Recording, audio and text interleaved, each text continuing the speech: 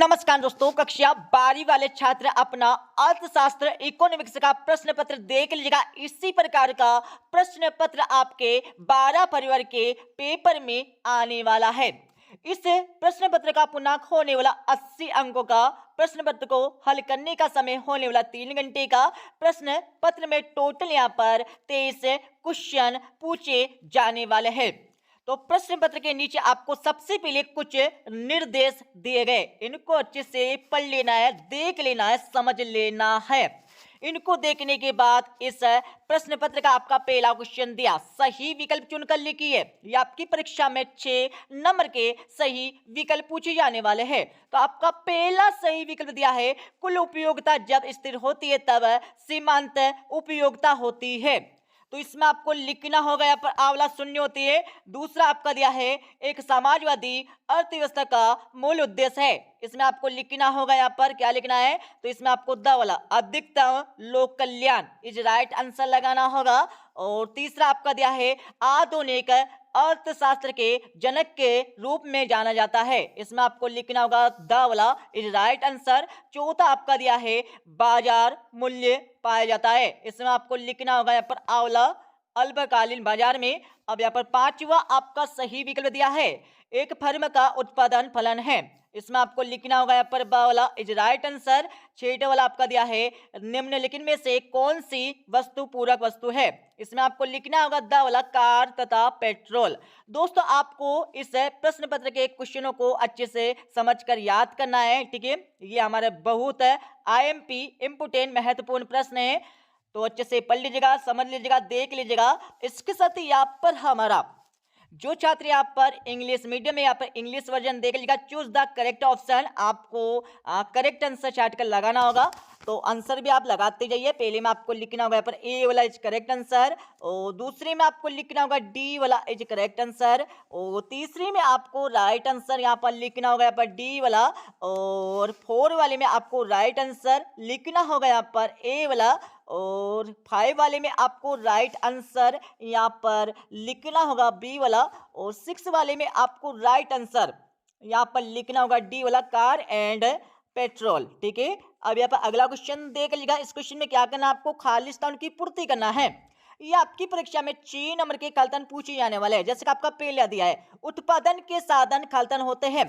तो उत्पादन के साधन कितने होते हैं ये आपको बताना होगा। इसमें आपको लिखना होगा 5 आपको लिखना होगा। दूसरा आपका दिया है, उत्पादन की प्रति इकाई लागत को खालीस्थान कहते हैं। तो इसमें आपको लिखना होगा औसत लागत, औसत लागत आपको लिखना होगा, ठीक है। अब यहाँ पर तीसरा आपका दिया है, पैमाने के प्रतिफल का संबंध खालीस्थान अवधि से है। तो इसमें आपको लिखना होगा तीसरे में क्या लिखना, आपको दीर्घकाल, दीर्घकाल आपको लिखना होगा। अच्छे से लिख लीजिएगा, पढ़ लीजिएगा, देख लीजिएगा। इसी प्रकार के प्रश्न आपके 12 फरवरी के पेपर में आने वाले हैं। तो अच्छे से देख लीजिएगा, समझ लीजिएगा और याद भी कर लीजिएगा। अब यहाँ पर चौथा आपका दिया है, विदेशी विनिमय दर को खालीस्थान दर भी कहते हैं। तो इसमें आपको लिखना होगा फोरेक्स आपको लिखना होगा, ठीक है। और जिसे हिंदी में विनिमय की क्षमता, हिंदी में आपको क्या लिखना है, विनिमय की क्षमता, ये भी आप लिख सकते हैं, वो दिक्कत करना। और इसके बाद आपका 5वां दिया है, अल्पाधिकार में विक्रेताओं को संख्या खालीस्थान होती है। तो अल्पाधिकार में विक्रेताओं की संख्या कितनी होती है, तो जो विक्रेता जो मतलब जो सामान खरीदता है उनकी संख्या कितनी होती है आपको बताना होगा। तो 5 को उत्तर आप लगा लीजिएगा। इसमें आपको लिखना होगा बहुत कम, क्या लिखना है, बहुत कम आपको लिखना होगा, बहुत कम। आपको यहाँ पर 5वीं खालीस्थान का उत्तर लगाना होगा। अब यहाँ पर 6ठा आपका खालीस्थान दिया है, संतुलित बजट में आय व्यय की राशि खालीस्थान होती है। इसमें आपको लिखना होगा, 6ठे में आपको लिखना होगा यहाँ पर बराबर आपको लिखना होगा, ठीक है। अब यहाँ पर देख लीजिएगा, जो छात्र यहाँ पर इंग्लिश मीडियम में, तो यहाँ पर इंग्लिश वर्जन देख लीजिएगा, फिल इन द ब्लैंक्स, तो आपको खाली स्थानों की पूर्ति करना है, अच्छे से कर लीजिएगा। और इसके साथ यहाँ पर क्वेश्चन 3 दिया है, जिसमें आपको क्या करना, सत्य असत्य बताना है।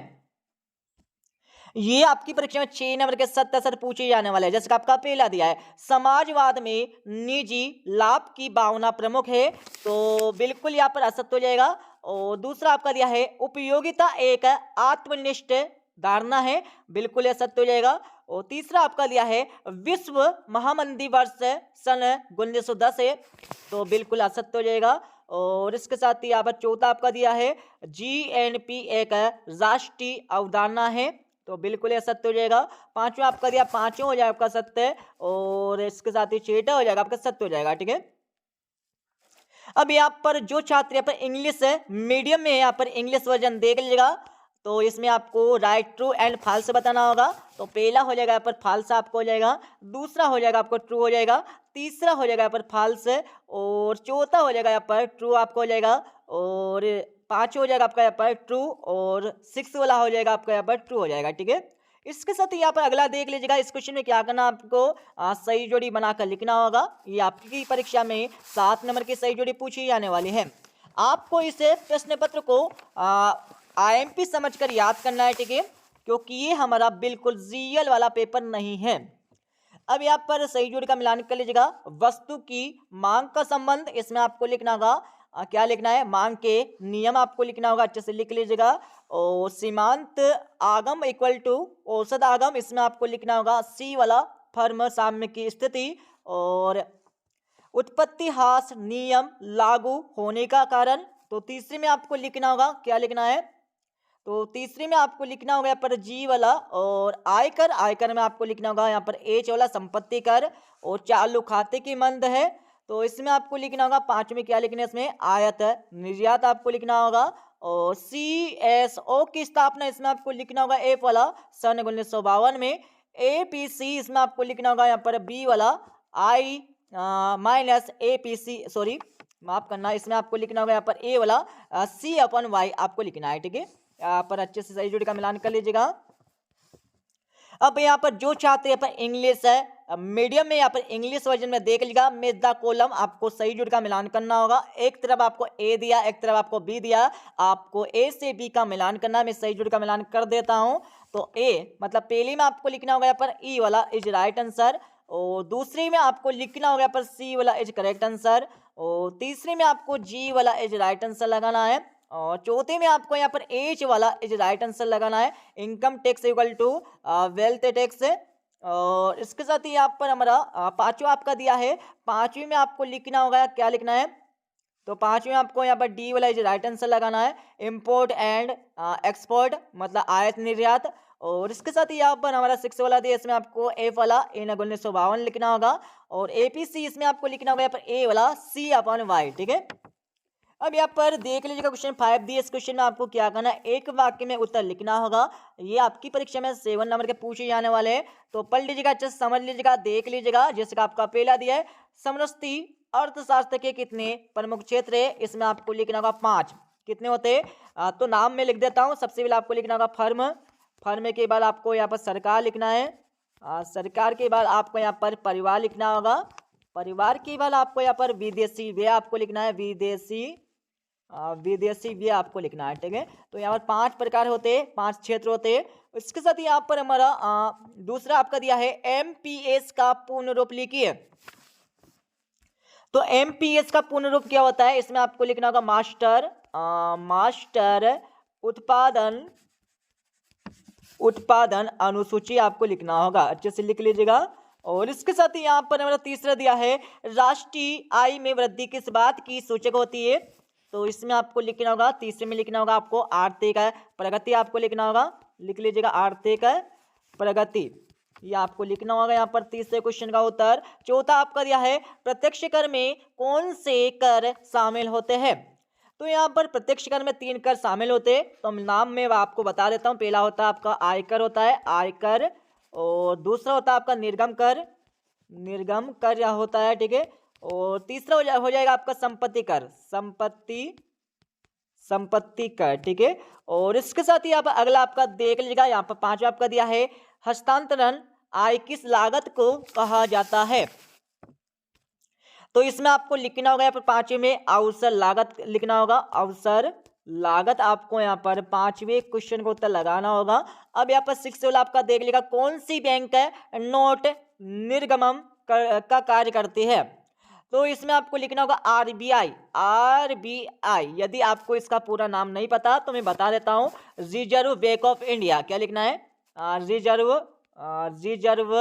बैंक ऑफ इंडिया आपको लिखना होगा, ठीक है। अच्छे से लिख लीजिएगा, या फिर आप सिंपल से लिख सकते हैं, रिजर्व बैंक आप लिख सकते हैं, ठीक है। अब यहाँ पर अगला देख लीजिएगा, प्रत्याशित है निवेश किसे कहते हैं। तो इसमें आपको लिखना होगा, क्या लिखना है? योजनागत, आपको लिखना होगा योजनागत निवेश का मूल्य आपको लिखना होगा, ठीक है। अच्छे से लिख लीजिएगा। और इसके साथ ही जो छात्र यहाँ पर इंग्लिश मीडियम में, यहाँ पर इंग्लिश वर्जन देख लीजिएगा, right answer in one sentence, आपको प्रत्येक के एक शब्द में इन क्वेश्चनों के जवाब देना होगा। तो माफी चाहूंगा, इनके आंसर आपको स्वयं यहाँ पर फाइंड कर लेना है, ठीक है। और इसके साथ ही यहाँ पर हमारा 6 वाला दिया है, आर्थिक समस्या उत्पन्न होने के 2 कारण आपको लिखना होगा। अथवा क्वेश्चन, इसका और वाला क्वेश्चन आपका दिया है, अर्थव्यवस्था की केंद्रीय समस्या क्या है। दोस्तों हम आपको बता देते हैं, आपसे निवेदन करते हैं, आपको एक क्वेश्चन नहीं, आपको दोनों क्वेश्चन के आंसर यहाँ पर समझकर याद करना है, ठीक है। पढ़ लेना अच्छे से। और इसके साथ ही यहाँ पर साथ आपको दिया है, अनदिमान मानचित्र किसे कहते हैं। तो क्वेश्चन आपका दिया है, अनदिमान वृत्त किसे कहते हैं, इसके बारे में आपको लिखना होगा। आठवां क्वेश्चन आपका दिया है, बजट रेखा किसे कहते हैं। तो क्वेश्चन आपका दिया है, मांग का अर्थ आपको लिखना होगा। अब यहाँ पर 9वां क्वेश्चन देख लीजिएगा, निम्नतम निर्धारित कीमत क्या है, उदाहरण देना होगा। तो क्वेश्चन आपका देख लीजिएगा, पूर्ति में परिवर्तनशील क्या से, इसके बारे में आपको लिखना होगा। 10वां आपका देख लीजिएगा, परिवर्तनशील लागत किसे कहते हैं। अथवा क्वेश्चन आपका दिया है, स्थिर लागत किसे कहते हैं। यदि दोस्तों आपको इस प्रश्न पत्र के माध्यम से अच्छे यहाँ पर आईएमपी क्वेश्चन मिल रहे, तो आप नीचे कमेंट बॉक्स में कमेंट कर दीजिएगा, यस यस यस यस, ठीक है। अब यहाँ पर 11वां क्वेश्चन आपका देख लीजिएगा, समष्टि आर्थिक विश्लेषण किसे कहते हैं। तो क्वेश्चन आपका दिया है, पैमाने के प्रतिबल किसे कहते हैं। अब ये 12वां आपका दिया है, न्यून मांग के 2 कारण आपको लिखना होगा। तो क्वेश्चन आपको हो जाएगा, ठीक है। 13वां क्वेश्चन आपको हो जाएगा, अच्छे से पढ़ लीजिएगा, एक बार तो पढ़ लीजिएगा। इसके साथ यहाँ पर हमारा 14वां क्वेश्चन दिया है, केंद्रीय बैंक के कोई 2 कार्य लिखना होगा। अथवा आपको क्वेश्चन दिया है, व्यावसायिक बैंक के कोई 2 कार्य लिखना होगा। दोस्तों यहाँ पर व्यावसायिक बैंक किसे कहते हैं। व्यवसाय का मतलब होता है जो व्यापार लेन देन मतलब किया जाता है, ठीक है। जैसे आयात निर्यात, दूसरे देश से सामान मंगवाना, या फिर अपने देश से यहाँ पर दूसरे देश में यहाँ पर सामान भेजना, उसके तौर पर यहाँ पर व्यावसायिक बैंक का यहाँ पर उपयोग किया जाता है, ठीक है। इसके साथ ही यहाँ पर 15वां क्वेश्चन आपका दिया है, 16वां क्वेश्चन आपका दिया है, अच्छे से पढ़ लीजिएगा एक बार। और ये हमारा 17वां क्वेश्चन हो जाएगा। यहाँ पर हमारा 18वां क्वेश्चन दिया है, 18वें के बाद यहाँ पर 19 क्वेश्चन हो जाएगा, ठीक है। 19वीं के बाद आपका यहाँ पर 20वां क्वेश्चन दिया, 20वीं के बाद आपका यहाँ पर 21 क्वेश्चन, 22वां क्वेश्चन, 22वीं के बाद आपका यहाँ पर 23 क्वेश्चन दिया है। दोस्तों ये हमारा प्रश्न पत्र यहाँ पर कंप्लीट हो जाएगा, ठीक है। हमने आपको 1 से लेकर 5 तक के उत्तर बता दिया। यदि आपको क्वेश्चन 6 से लेकर 23 तक के और उत्तर चाहिए, तो आप नीचे कमेंट बॉक्स में कमेंट कर सकते हैं। यदि इकोनॉमिक्स का आपका और मोस्ट आईएमपी क्वेश्चन यदि आपको चाहिए, तब भी आप नीचे कमेंट बॉक्स में कमेंट कर सकते हैं। जल्दी से कर दीजिएगा यार, जब तक आप कमेंट नहीं करेंगे, जब तक हम यहाँ पर आपके लिए मोस्ट आईएमपी क्वेश्चन लेकर नहीं आएंगे, ठीक है। इसलिए आप अच्छे से कमेंट कर दीजिएगा, क्योंकि दोस्तों हम जो आपको बताते हैं पूरा आता है, ठीक है। पूरा नहीं तो आपको दोस्तों यहाँ पर, हाँ, जैसे कि हमने यहाँ पर 20 क्वेश्चन बताए, 20 क्वेश्चन में पूरे तो नहीं आ सकते, हाँ 10 से लेकर यहाँ पर 15 क्वेश्चन तो आराम से आ जाता है, ठीक है। बट आपको समझकर याद करना है, ठीक है।